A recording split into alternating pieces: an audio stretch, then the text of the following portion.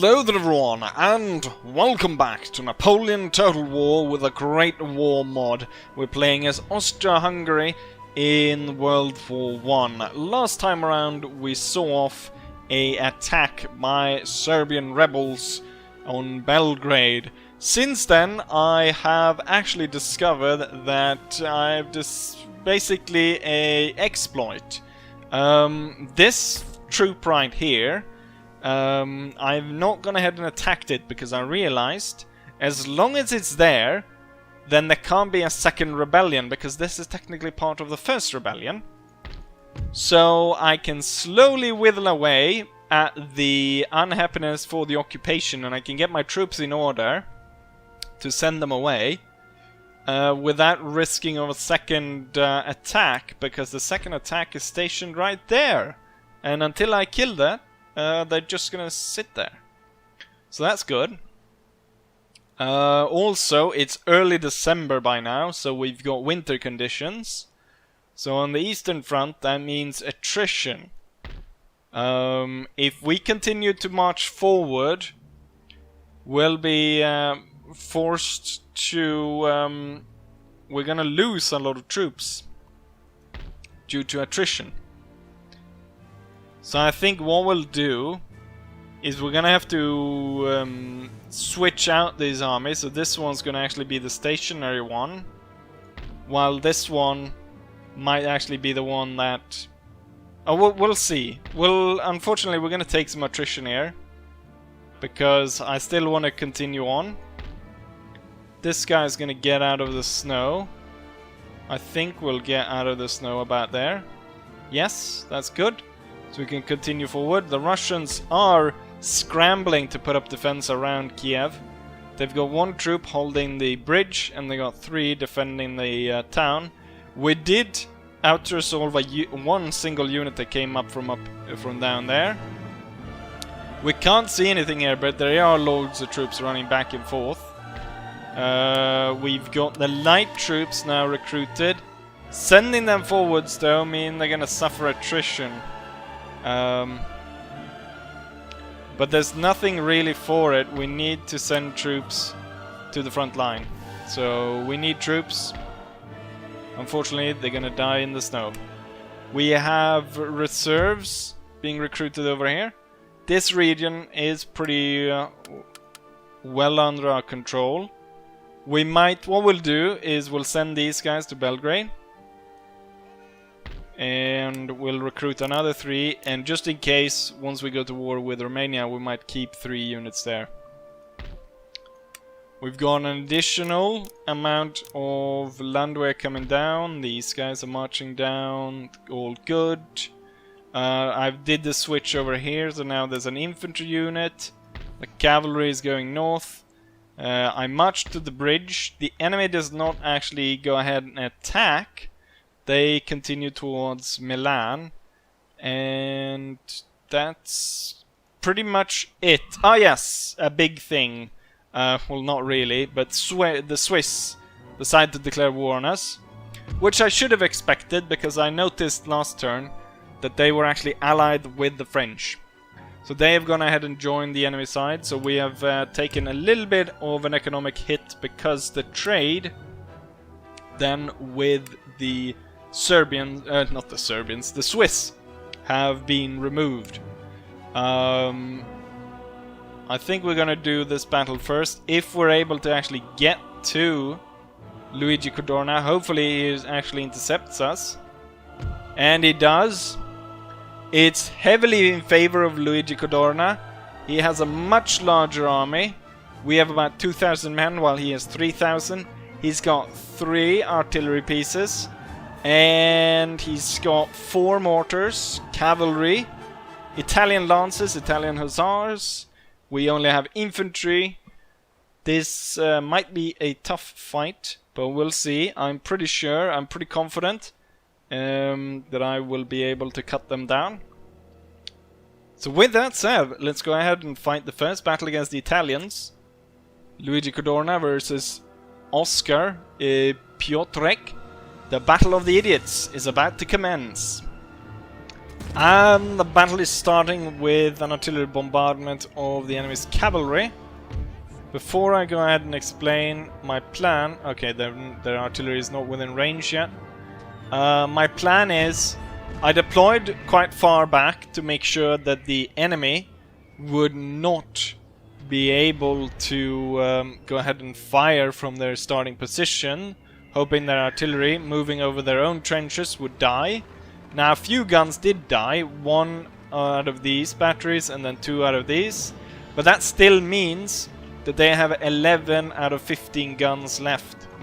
So that's still a very high amount of guns. I'm actually going to target this area right here, hope to blow them up. Then we've got a single trench line which we're going to move forward to. Now, the reason why I've moved the infantry back here, the enemy cannons will deploy as soon as they are within range of us. But if they deploy, if they see my infantry first, now then they will deploy within range of those, rather than wait until the range of my cannons. Now they actually did deploy out of the range of my cannons anyways. So that my plan didn't really work there. But that was my plan anyways, that they would march in, they would roll the cannons into my range and I would be able to shoot at them. And then as we destroy the cannons, or at least we're conducting counter battery fire, I would be able to move my troops forward to the trench line just in time for the enemy to attack. Also, the reason for this location is we've got very open ground, we've got very nice open ground, and it's sloping away from us down into kind of a valley-ish down there. Now the enemy will probably be able to shoot from this ridge, but they'll still be in the open and will have a good position to fire from. We also got a little bit of forest, which hopefully will protect us. Oh, was that counter battery fire? Have they moved within my range? They are moving their artillery once more. This cannon over here just died, so we managed to get a little bit out of that counter battery fire. I'm hoping the enemy is now actually moving within our range. They might be. In terms of the troops, the Italians seem to have all the same kind of just normal line infantry, except for one unit over here where they actually have the first foot guards, Grenadier, the Sargena, which I'm not entirely sure if that's Grenadiers of Sardinia or if Sargena is something else. The enemy artillery does not actually move forward, or not any big way anyways. So when we actually move forward to the trench line, we will be receiving enemy fire. We did take out a few pieces here. The shrapnel has a kind of a lingering effect, I've noticed on some areas. We've hit those guys. Now let's hit these. Let's spread out the damage. Also, with them attacking, they'll attack it in kind of staggered line. So the Grenadiers will attack first, and then the normal infantry will attack first. There's not a big difference on the uniform, except for the fact that if you look closely at these guys, they've got the traditional kind of Grenadier symbol on their cap, while these guys don't. And you can also, because these guys got like, I don't know what it is, it's kind of, I think it's crown and two like paddles or something. And then you can also note on the collar tabs that those are blue, while these guys have the elite kind of silver ones. Same as the German elite infantry, in fact. The cannons are still staying out of range of my cannons. We've focused enough on those. Now let's focus over here. Let's see, my light infantry has made it to this forest. They'll be able to move into a flanking maneuver once the enemy gets to that point. The enemy is close enough soon that we have to move forward to the defensive line, in which case we will start to take enemy artillery fire. And that actually makes the staggered line a problem instead, because that means if they'd come straight as a line, I could have moved forward, we could have shot them down, then advanced. Now we're gonna have to hold it here and, you know, wait for a lot of these guys to come into play, and that's gonna mean the enemy cannons gonna be able to fire at us a lot longer. I think it's time to get up to the line. Infantry to the front. Now we're probably gonna start taking a lot of casualties here as the enemy artillery is gonna open up. But I want to make sure that my guys are in line at the defensive line before the enemy reaches it. So we're not here deploying while the enemy is advancing. So we came just in time to set up. I'm not noting any enemy artillery fire as of yet, so that's good. The grenadiers are being murdered. I guess they didn't realize they came under fire,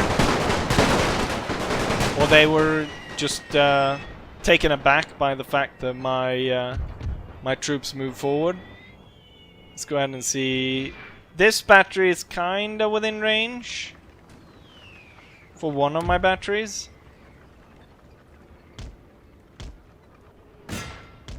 Should be able to put explosive shots on them,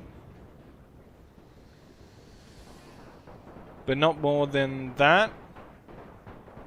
Let's see. You know what? Maybe I should target. Oh yes, they're all firing this way now. Well, or I'll actually target this area. See if I can reach and destroy some of them. Where did I put my general? Okay, so these guys were defeated. Now it's the rest of the enemy line. The enemy has started to fire on us, so I note some damage on this unit and this. So they are focusing in on the center. Imagine if they had the full range of cannons, what damage they would have been able to make on me. We've now opened up on the second line. They are going to return fire, however. And it seems like most of them are actually coming into line to fire at us. Keep up the counter battery fire. This one is completely within range, so I'll target that one. And this one's kind of within range, so we'll target that one. Let's go back to the front line. Looking at it from the Italians' point of view. Not losing as many troops as I thought they would. But they're still losing a lot of troops. I might have wanted to, if I would have done this perfectly, I would have moved them forward when they had moved quite a bit within range. You can see these guys have a pretty good position from where they sit here, because they've you see a lot of my bullets are hitting the just the front of the hill there.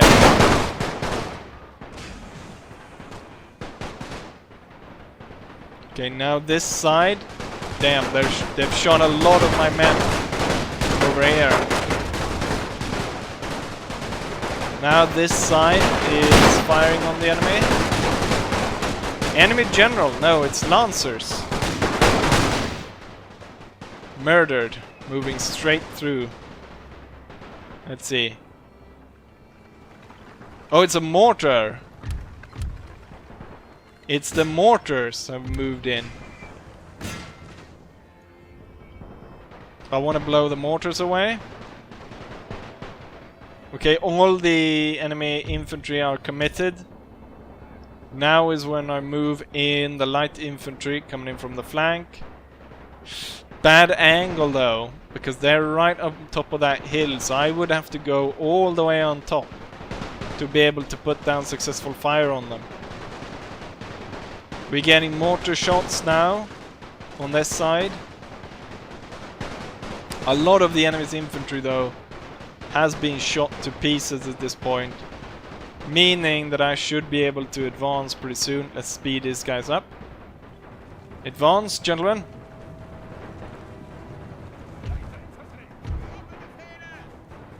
Let's see if we can't... Yeah, it's a really bad angle we're coming at them. So I'm gonna have to send them all the way up to the crest of that hill. Maybe instead of counter battery fire, we should have the artillery focus on the enemy infantry. Blow them away.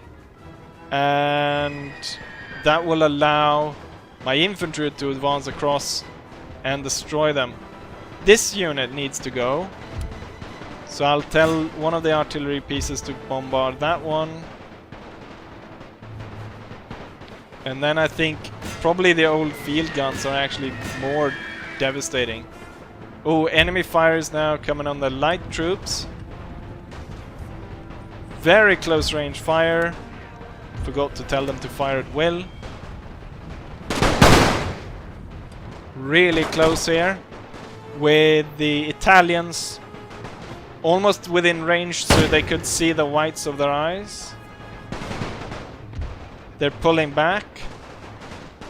Still bad angle though. Get up on that ridge and start shooting down on the guys in the valley. Moving up, sir. Soon we'll be within range. These guys gonna rout within seconds once the Feldjäger open fire. Ooh. That is mortar shots, I'm pretty sure. Yes. We're taking mortar fire.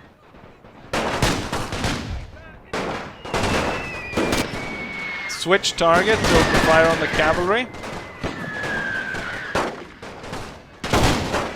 The Italian hussars slaughtered as they advance.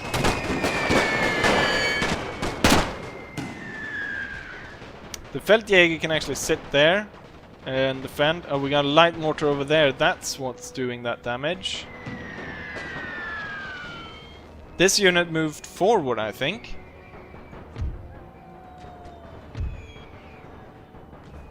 I'll tell the artillery to hold fire and then pick targets on their own. Infantry moved into spread out formation. Advance out of the trench. It's time to clear out the Italians. Feldjäger take down another unit of cavalry. With that, they're all retreating. Move towards the enemy artillery pieces then. See if we can halt them. We actually lost a surprisingly high amount of troops up here. Not entirely sure if it's enemy artillery fire or if it... I guess maybe the mortar could have done that. Because it's more it's spread out more compared to when we see hits that come in from the field gun. Okay, that unit is now retreating. I want the general advance across the field. Get forward. This is why this army was in need of hussars and why I was sending them hussars. The problem of riding down enemy artillery once their infantry dealt with. Gonna take quite a lot of damage. The thing is, we're gonna take out Luigi Codorna, and as far as I know, all the big resistance in this area. Feldjäger can hold right about there. Oh, the enemy general opens fire. Is that Luigi Codorna? It probably is. He's riding away. Ride home. Your spaghetti is getting cold. And then you can hold right there. Surprised that we're not killing more, but I'm guessing the mortar is actually acting as a barrier, as a shield, shielding the enemy from gunfire.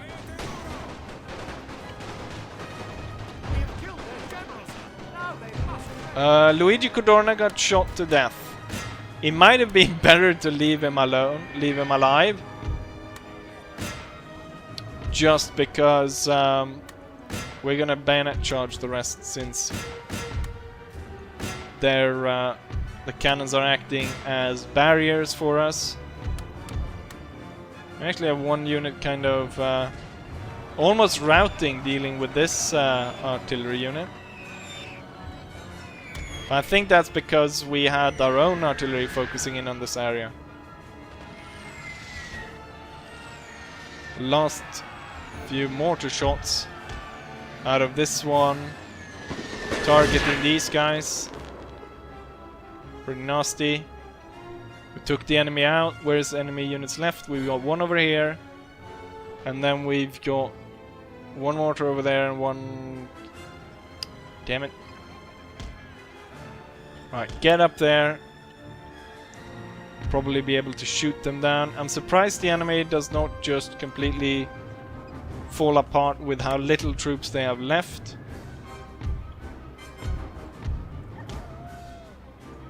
Surprised that the artillery here is still standing.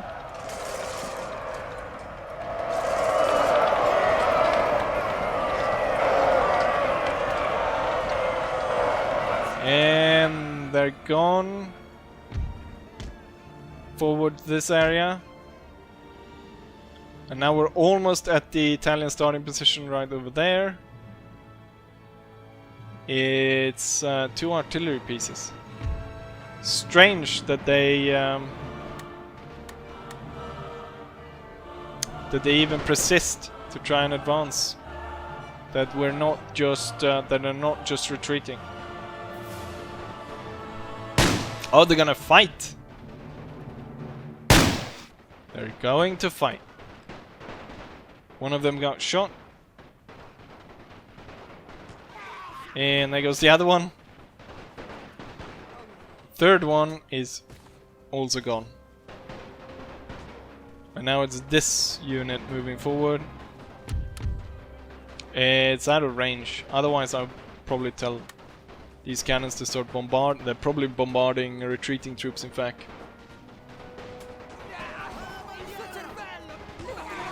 We've got 8, 7. Come on. There we go. Run home. Battle is won. And the Tyrol region is saved. For now, at least. Here's the result. We lost almost half our army.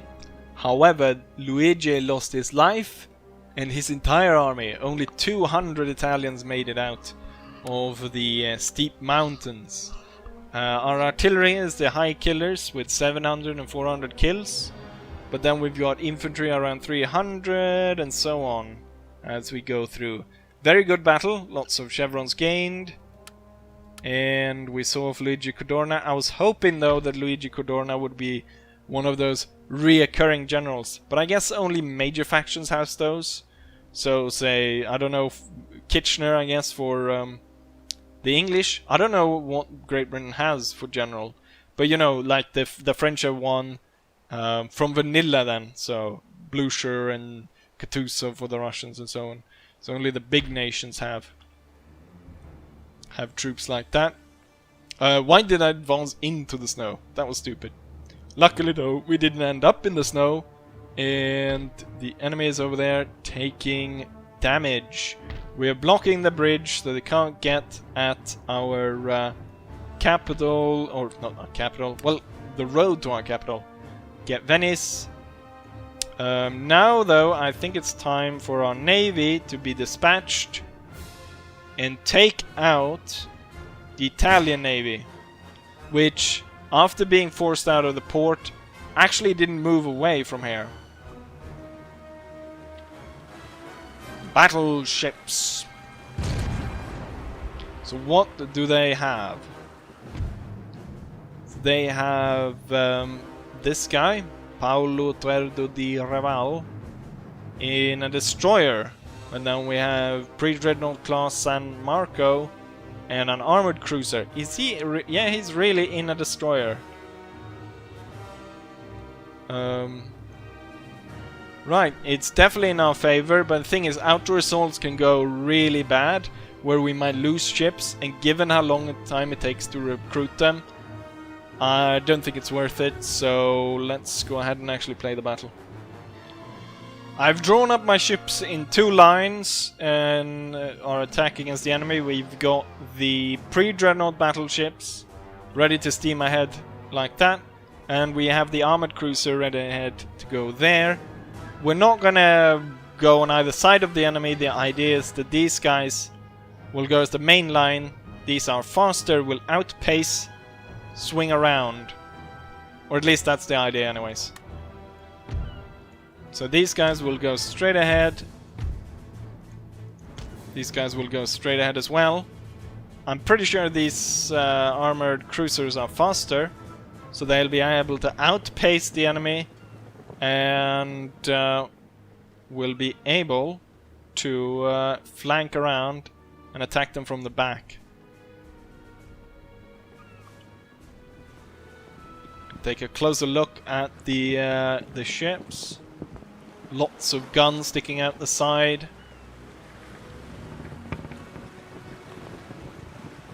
And there's the enemy. I think we need to slightly tilt our battleship fleet so that we are the first to actually lay fire upon them.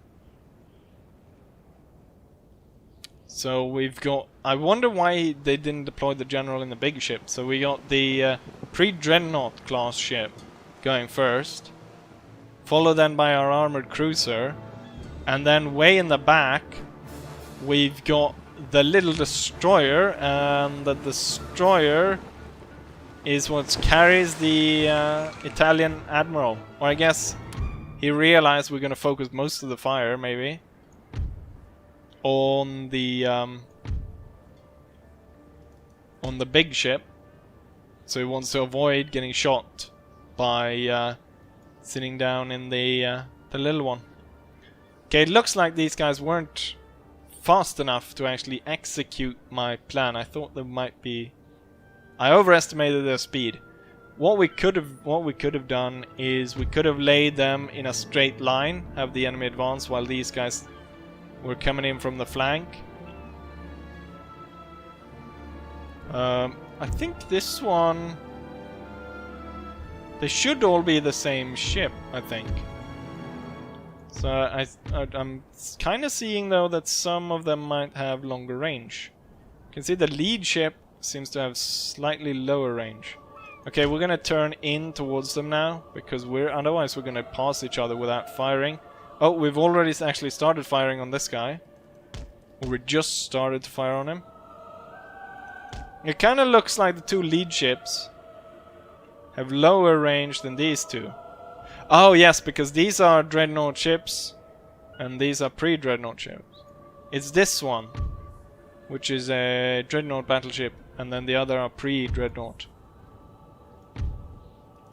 Just turn straight into them now, and then you guys continue kind of at that angle, bombarding the enemy. Now we can see the bombardment, the long-range bombardment is underway. We're blowing this one to smithereens.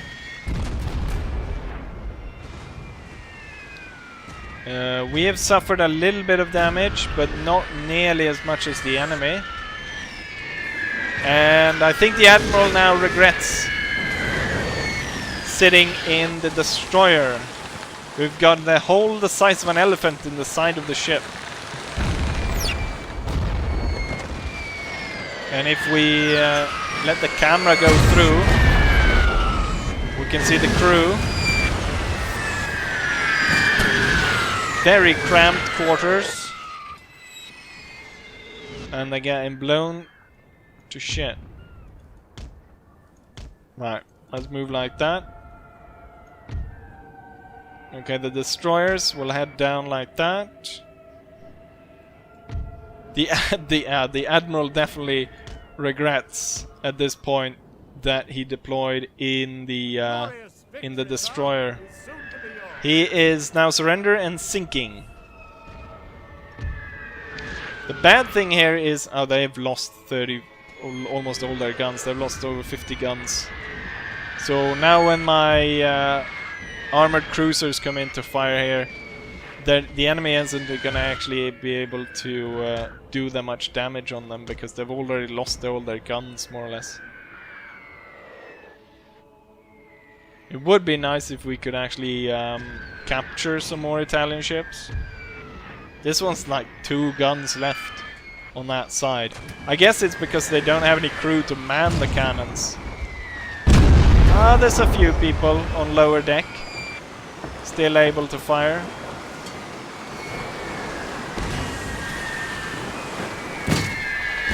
But I mean, this side of the ship is completely broken up.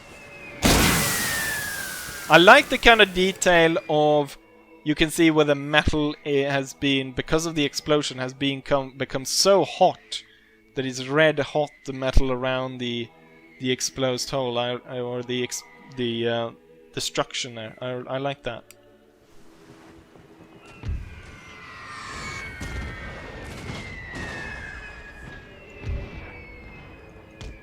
Our battleships are now being outrun by the enemy.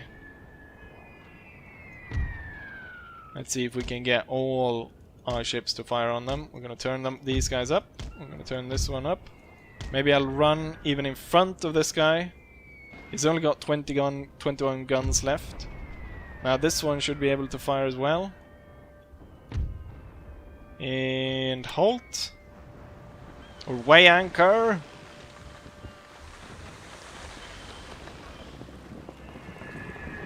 He's steaming ahead. He's gonna come straight into us. And we keep blasting him.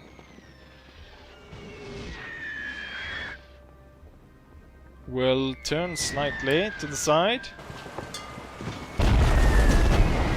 Roll out the guns!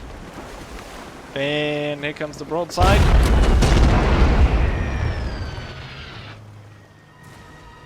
His turn is going to lay side to us. No, he's not.